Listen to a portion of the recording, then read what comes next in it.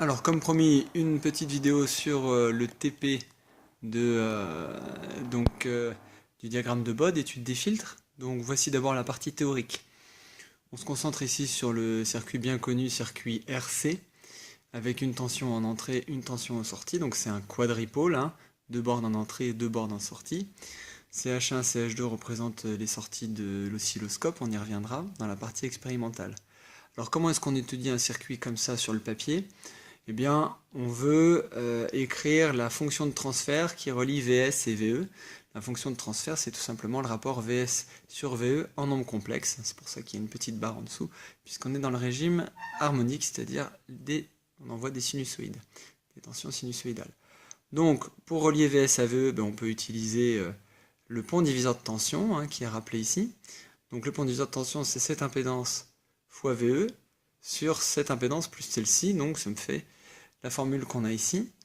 Pour en déduire la fonction de transfert qui est le rapport VS sur VE, il suffit de passer VE de l'autre côté, donc on a H, la fonction de transfert H.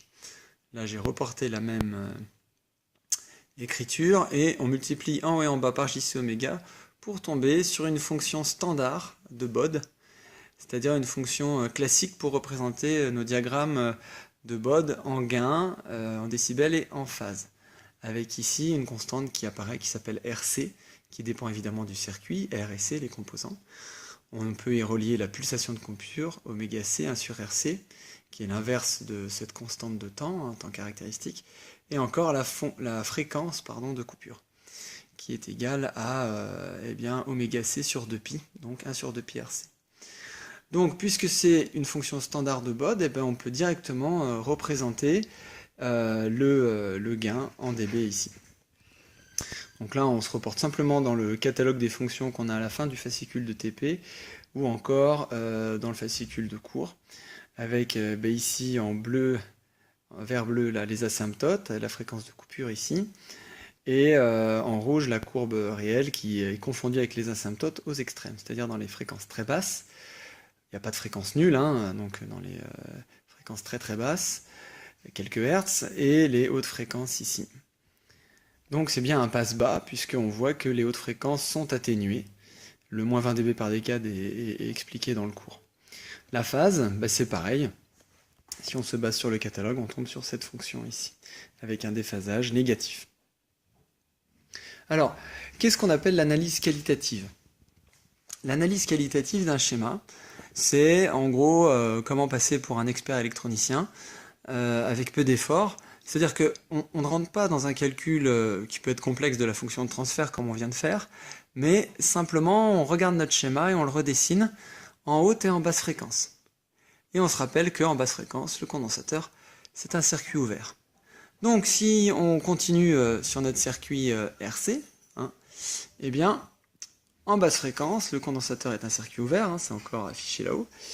Eh bien, on voit que du coup, il n'y a pas de courant hein, qui peut, puisque le circuit est ouvert ici. Donc ça, c'est une rallonge électrique, hein, tout simplement, VE égale VS. D'accord ? Donc, en basse fréquence, mes fréquences passent. Hein, le signal passe en basse fréquence, il n'y a pas d'atténuation. Le gain est égal à 0 dB. 20 log de 1, ça fait 0 dB. En haute fréquence, évidemment, c'est le contraire, le condensateur est assimilé à un fil.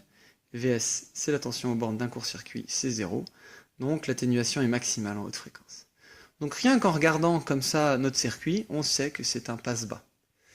Et évidemment, pour tout un tas d'autres circuits, on peut faire la même chose, le même genre de raisonnement. Par exemple, le circuit CR, il est passe haut, le RL est passe haut, PH, et le passe-bas LR, etc.